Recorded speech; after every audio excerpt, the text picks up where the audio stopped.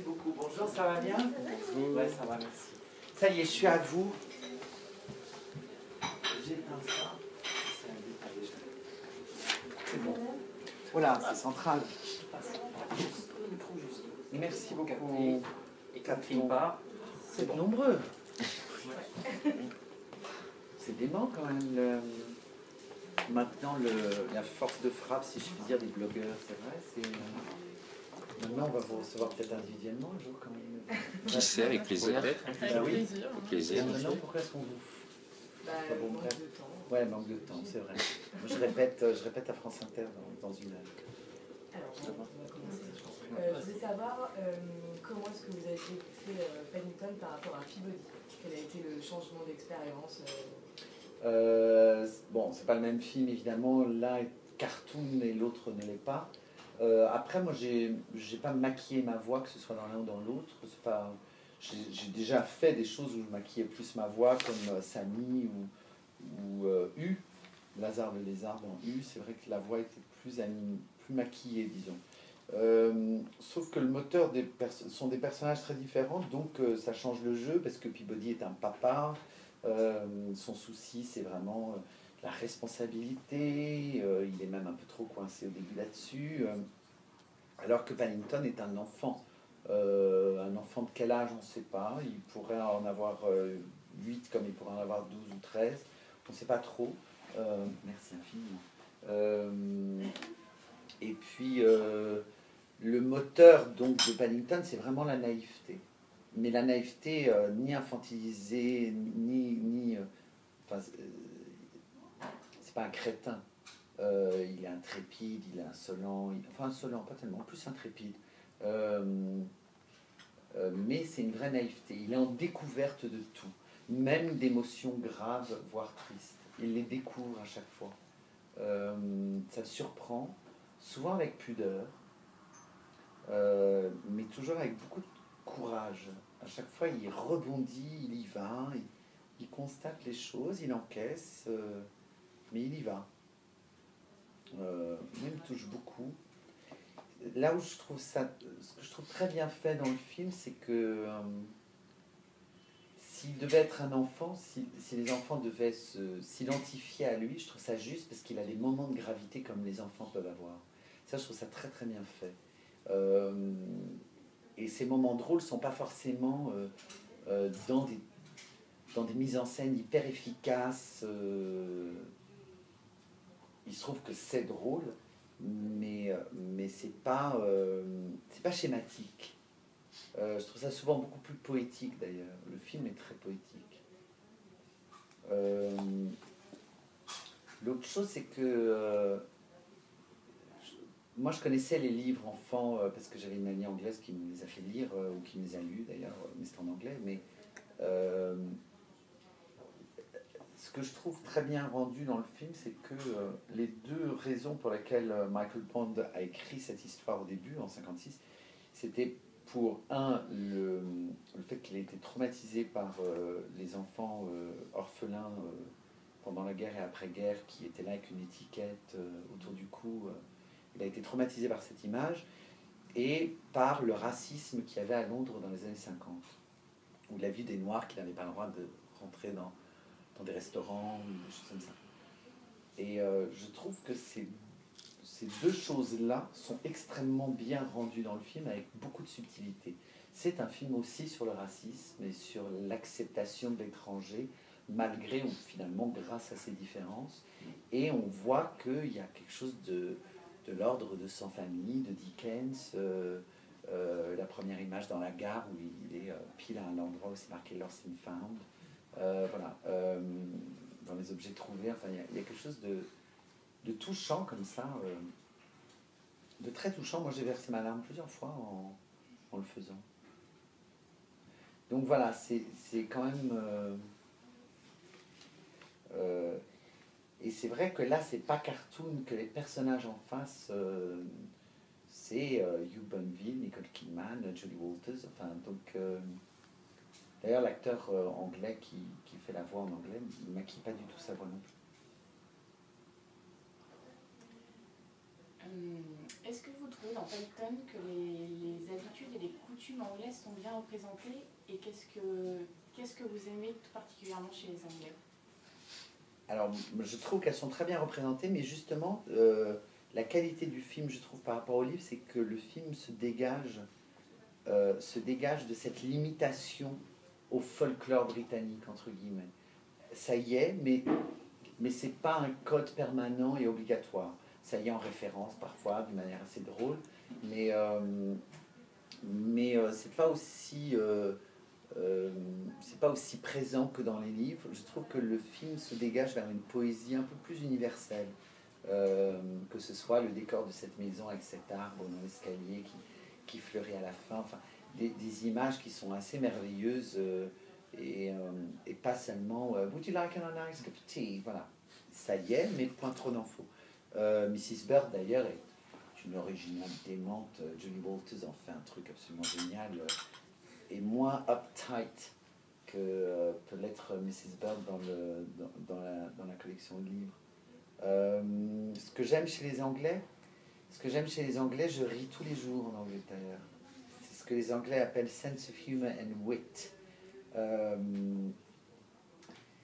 Y a un esprit, un humour, d'ailleurs pas un esprit, un humour anglais qui me fait rire.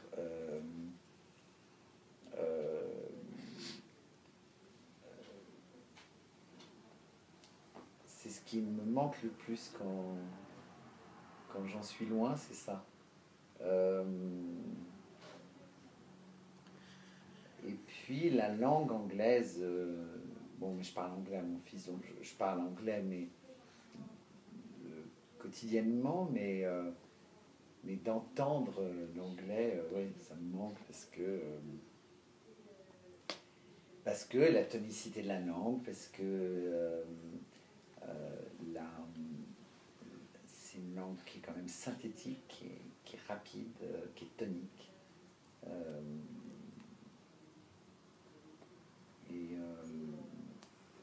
Et puis c'est une langue où tout mot peut être un verbe. Donc c'est une langue qui peut être très active. On peut transformer tout mot en verbe. Donc voilà. C'est ce qui me vient à l'idée. Après, le côté cozy, the nice cup of tea, justement, le plaid, les scones, voilà. Tout ça, j'adore.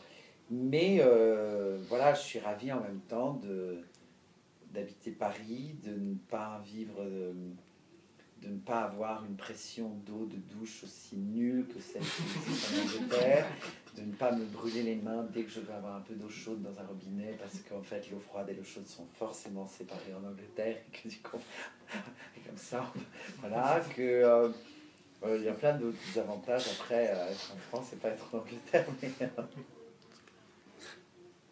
c'était pas la question. Moi, je voulais un petit peu sortir de Paddington pour vous demander quels sont vos projets en tant que réalisateur. Par exemple, un film en anglais, pourquoi pas? Alors, on m'en a proposé un, on m'en a proposé plusieurs. Il y en a un que je vais lire, mais je ne me vois pas accepter un film de commande avant d'avoir réalisé mon second film que j'ai en tête depuis 12 ans et voilà, et que j'écris en ce moment, mais que je ne tournerai pas avant l'automne 2016. Pour deux raisons. La première, c'est que cette année, j'avais des engagements auprès du français qui étaient de longue date, que ce soit Lucrèce ou la reprise de Blomhoff en tournée au Vieux-Colombier là en janvier. La reprise de Lucrèce finalement en avril et du fil à la patte en juin. J'ai accepté 2 longs métrages en tant qu'acteur cette année, enfin en 2015, donc février, mars et septembre, octobre, je suis en tournage. Mais après, à partir de novembre 2015 jusqu'en juillet 2016, je voulais être disponible pour la première saison programmée par Eric Ruff, qui est notre nouvel administrateur général. Voilà, je voulais être disponible pour sa première proposition artistique. Donc ce ne sera pas avant 2016. Le tournage, donc il ne sortira pas avant 2017. Mais c'est une histoire que je porte en moi depuis 12 ans et voilà, je l'écris. Ça parlera de vous? Non, pas du tout. C'est en même temps, Truffaut disait on fait toujours le même film, mais c'est tiré d'une histoire vraie qu'une amie m'a racontée il y a 12 ans, sa vie. Et cette histoire ne m'a pas quitté depuis. Je la porte en moi, j'ai l'impression d'en connaître chaque silence, chaque respiration. C'est l'histoire d'une jeune femme qui a grandi dans une famille qui ne parlait pas, qui recevait personne, qui vivait les volets clos. Et qui est, à 20 ans, enfin en tout cas ouais, vers cet âge-là, a pris son baluchon et monté à Paris pour être comédienne, sauf qu'elle n'avait pas les mots pour se défendre. Et voilà, ça m'a toujours touché, les gens qui n'avaient pas les mots pour se défendre. Pour un grand bavard comme moi. Et puis là, c'est un sujet, c'est une personne modeste, humble, très humble. Et modeste aussi socialement. Donc ça me demande beaucoup de travail parce que je ne le suis pas du tout et qu'il faut que je rentre là-dedans, il faut que je cherche aussi comment filmer la simplicité et la pauvreté aussi, enfin la simplicité en tout cas, sans que ce soit glauque. Et pour l'instant, l'auteur que je suis est partagé entre l'homme d'image et l'homme de lettres, et donc j'écris des transitions, des liens beaucoup trop littéraires que je raye, parce que ce que j'aime au cinéma, c'est l'ellipse, et donc il faut que je trouve l'ellipse qui n'est pas littéraire, qui n'est pas explicative, et qui se fait soit à l'image, soit contre l'image, parfois ça peut être un cut. Et voilà, donc je cherche ça dès l'écriture en fait. Pour ne pas dépenser de l'argent inutilement à tourner le montage. Parce que parce que le sujet est humble, j'aimerais que le budget le soit aussi. Je trouve ça important. Mais je n'ai pas été élevé pour faire avec peu de moyens, et donc il faut que j'apprenne. Donc voilà, en tant que coproducteur, je m'y attelle dès l'écriture. D'accord. Pour ne pas avoir à me dire à moi-même, faut couper mon gars. Voilà. En tout cas, le pitch a l'air intéressant. Sinon, je voulais revenir à Paddington. S'il y avait une suite, est-ce que vous aimeriez avoir un rôle physique? Et si oui, quel type? Ah non, parce que maintenant, je serai pas je fais la voix de Paddington, je vais continuer à faire la voix de Paddington. Ah oui, vous parlez anglais, vous pouvez... Non, maintenant jouer en anglais, oui, volontiers, je l'ai déjà fait et j'adore le faire, donc jouer en anglais volontiers, mais Paddington, là, non, quand même. Maintenant, quel est mon personnage préféré dans Paddington, ça je peux vous répondre, je pense que c'est quand même Mr. Brown. Ah, je comprends. Ah ouais, d'abord j'adore cet acteur, j'ai aucune envie de le remplacer, il est génial, mais... ouais, j'aime beaucoup ce personnage parce qu'il évolue beaucoup, puisqu'au départ il est quand même assez hostile et qu'il arrive quand même à demeurer sympathique alors qu'il tient des propos au départ qui sont carrément limites. Enfin,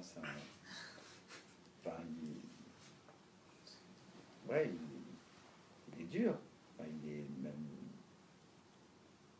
est pas du tout généreux au début quand même. Voilà, il évolue bien.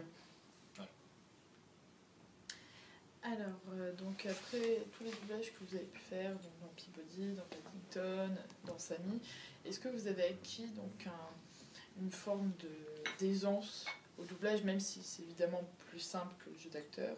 Est-ce que vous avez acquis une certaine méthode? C'est pas une méthode, mais disons que j'ai jamais été impressionné par la bande rythmo. J'ai chopé le truc d'entrée. Mais je fais ça aussi avec le serpent dans la série Le Petit Prince, mais je fais ça aussi toutes les semaines à France Inter. Je n'ai pas de bande rythmo, mais le rapport en tout cas disons à dire un texte, à être face à un micro et à juste dire sans public présent, je le fais toutes les semaines à France Inter, dans Ça peut pas faire de mal, et ça fait plus de 5 ans et demi que l'émission existe.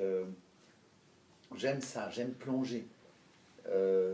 Sans décider auparavant. D'ailleurs, France Inter, je ne lis jamais les textes avant. C'est souvent des textes que j'ai lus il y a longtemps, où je me souviens, et encore, après 5 ans, je n'ai pas tout lu, je peux vous dire. Donc, mais je ne lis jamais avant, je ne travaille jamais le texte avant. De même, en synchro, j'écoute une fois la scène en anglais, parce qu'elle existe en anglais, mais Je l'écoute une fois, mais j'essaye pas d'imiter ce que fait l'acteur anglais. Voilà, je retiens l'information qui est donnée, dramaturgique. Après, je plonge.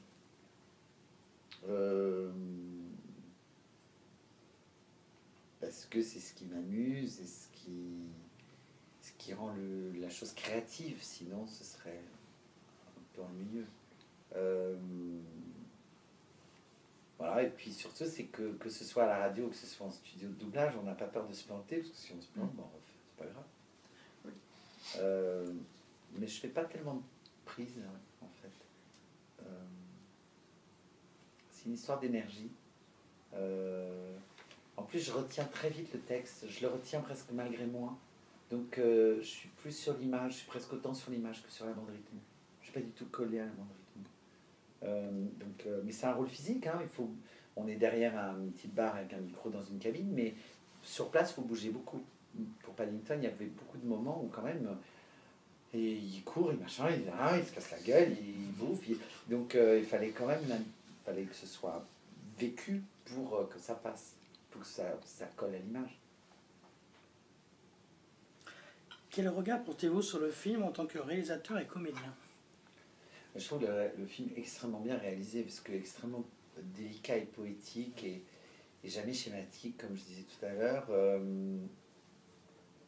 Même la scène de travestissement, par exemple, de Hugh Bonneville, c'est étonnant, hein, comment c'est traité. Oui, tout à fait. Je trouve ça c'est très intelligent. C'est rare le travestissement traité comme ça, d'ailleurs. Pas plus.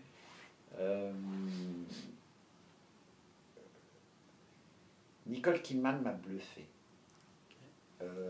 Parce que je trouve qu'elle a chopé un truc. Elle est d'une sincérité dans son rôle, et en même temps, le décalage par rapport à l'univers, à Paddington, ça s'adresse aussi à des gamins de 5 ans. Je trouve qu'elle le tient. Je ne sais pas comment elle fait. Et j'adore ça. Ne pas voir les ficelles et de dire, mais elle fait comment? Parce qu'elle est tout le temps sincère. Elle est même presque touchante. On sent une femme meurtrie, enfin une petite fille meurtrie qui a été humiliée enfant. Elle grossit pas tellement les choses avec le voisin épouvantable et tout ça.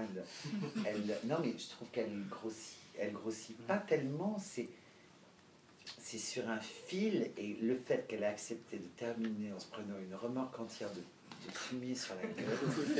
Alors ça, mes chapeaux, quoi.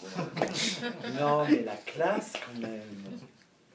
Elle est étonnante. Et puis le rythme qu'elle a, la lenteur qu'elle a. Dans ce chemin-là, quoi, elle trace une route qui termine sous le fumier, mais qui quand même,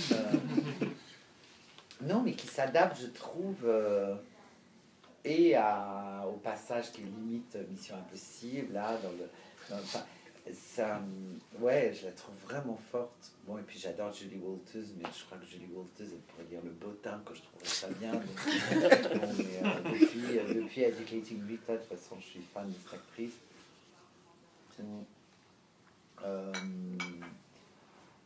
Là aussi, c'est génial.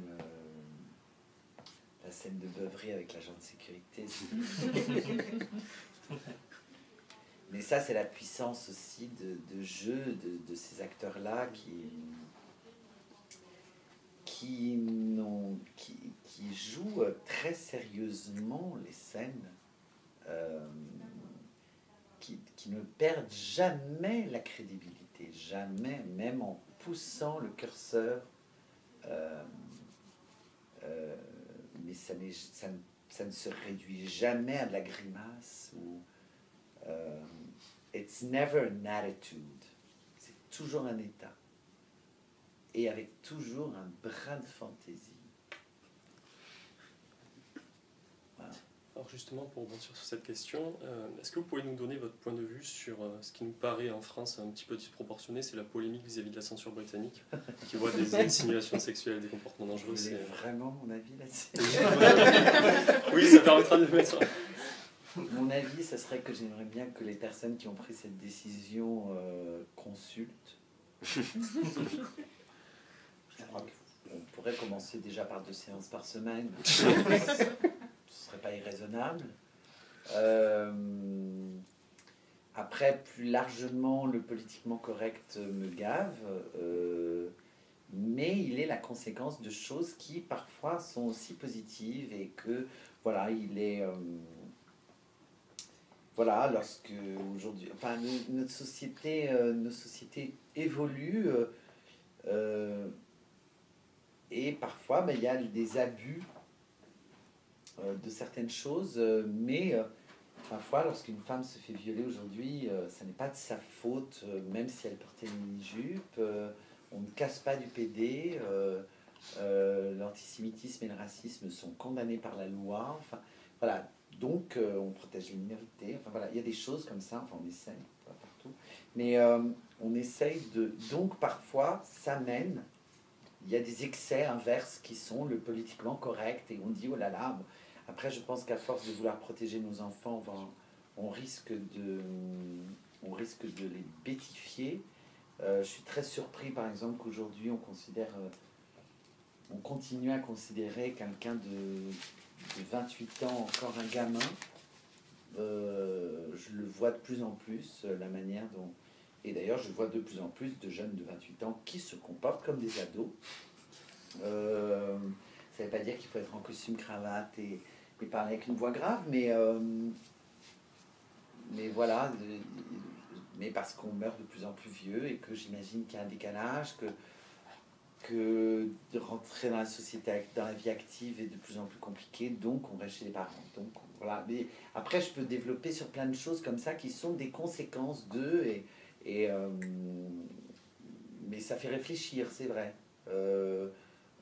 Maintenant, la référence sexuelle de la scène de Hugh Bonneville, non mais c'est drôle de ne pas faire la différence.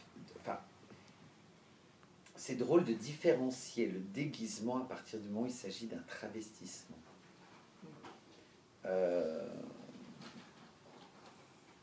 Parce qu'il s'agit, je crois, de ça, en fait. Et alors que quand même, dire, s'il y a un âge où on se déguise, c'est bien dans l'enfance. Après, on le fait moins, à tort, d'ailleurs. C'est drôle, les soirées à thème, mais ça peut mal tourner. Je vois pas pourquoi vous riez. Mais bon, ouais, je comprends pas. C'est un excès de zèle, voilà, qui est vraiment mal tombé. Et, parce que vraiment, après qu'il y ait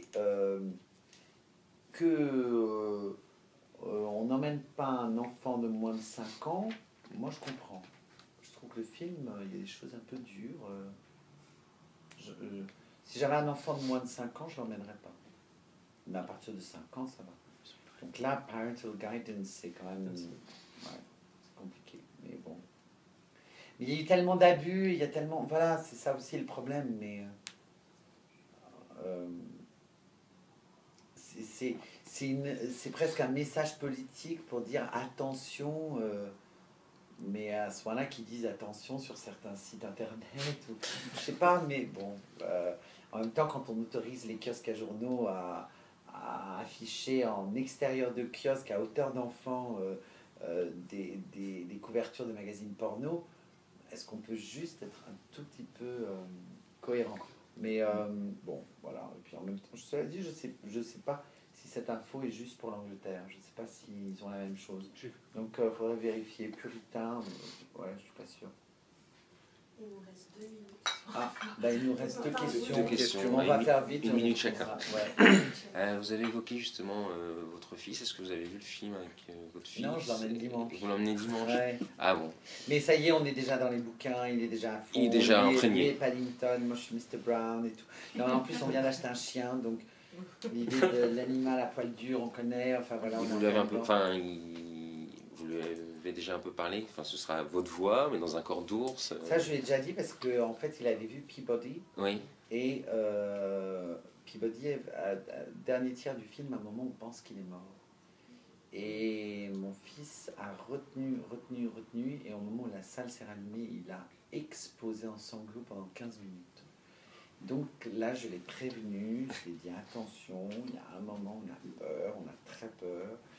Il y a un moment, il y a des moments, c'est émouvant, c'est voilà. Je l'ai prévenu. D'accord. Parce que je ne m'attendais pas du tout à cette réaction, mais ça m'a vraiment overwhelmed. Voilà. Mais il est content, ouais, là, il est content. Ah, j'imagine, c'est une fierté. Papa à l'écran.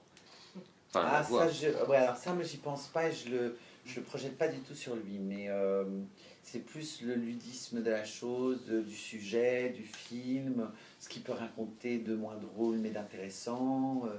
Et puis après, moi, voilà, puis je raconte le doublage, je lui ai fait faire un peu de doublage en rigolant, en me disant tu peux me le jouer, il a peur là. Ouais, alors la même phrase, mais en fait, il est super content. Pas mal. Voilà, voilà, c'est juste de l'amusement et rien de plus. Voilà. Dernière question. Lors de la présentation des images, vous nous aviez parlé que vous aviez... La présentation des images de oui, Paddington. Exact. Ah, vous y étiez oui. Quand j'étais avec Hugh Bonneville. Voilà. Ouais. Vous aviez parlé de 2 jours de doublage. Oui. Donc comment ça s'est déroulé? Est-ce que vous avez eu enfin, comment ça s'est déroulé ces 2 jours du coup Ben, je suis arrivé en studio, j'ai rencontré Valérie qui m'a dirigé pendant ces 2 jours, ainsi que un monsieur aussi de Studio Canal qui supervisait tout ça, les 2 techniciens, bonjour. Ils m'ont montré ils m'ont dit, les Anglais nous ont dit vraiment que fallait jamais perdre la naïveté. J'ai dit très bien. J'avais vu quelques images déjà, là, et puis on a commencé dans l'ordre. Bon, bah ça commence au Pérou, ok. Donc là, c'est avec son grand-oncle et sa grande-tante. Très bien, let's go. Et ben voilà, je l'ai fait. On me montrait la scène en anglais. Oui. Je la faisais tout de suite. Ensuite, on se parlait, on en parlait, on réécoutait, on disait là, peut-être que c'est plus punchy là, ou au contraire, attention par rapport à la scène d'avant, est-ce que là, il ne faudrait pas être plus... On réécoute en anglais, qu'est-ce qu'il fait? Ouais, mais là, en français, à mon avis, c'est plus... Attention à ça, vous êtes sûr de ce mot-là? Mais si je proposais ça, vous verrez bien au montage. Voilà, on s'est très bien entendu sur les propositions. Et le doublage des acteurs était déjà fait quand... Non. Non. Je l'ai fait seul, mais non. Mais ça, moi, j'ai pas besoin, parce que je... Oui, comme... Non, mais c'est vrai que je suis bilingue, j'avais pas besoin de... et puis j'écoutais en anglais, et puis je sentais bien de l'énergie ou pas. Mais d'ailleurs, l'énergie que je mets dans le Paddington en français n'est pas la même du tout que l'acteur anglais. Je trouve. Lui est vachement sur la réserve. Je trouve. Il est. Je trouve assez grave. Plus posé. Que ce qui m'est venu moi. Mais parce qu'il y a une tonicité qui est écrite dans la langue anglaise et qu'il faut interpréter en langue, qu'il faut décider en langue française. C'est pas la même. On est la seule langue où l'accent tonique est libre de choix. Donc ça varie beaucoup, ça change beaucoup. Il y a des moments où il faut vraiment c'est à l'acteur de décider où il va tonifier le verbe ou la phrase, alors qu'en anglais c'est d'office. Ça y est, je sens, mais non, c'est parce que c'est moi, c'est ma faute, c'est moi qui répète.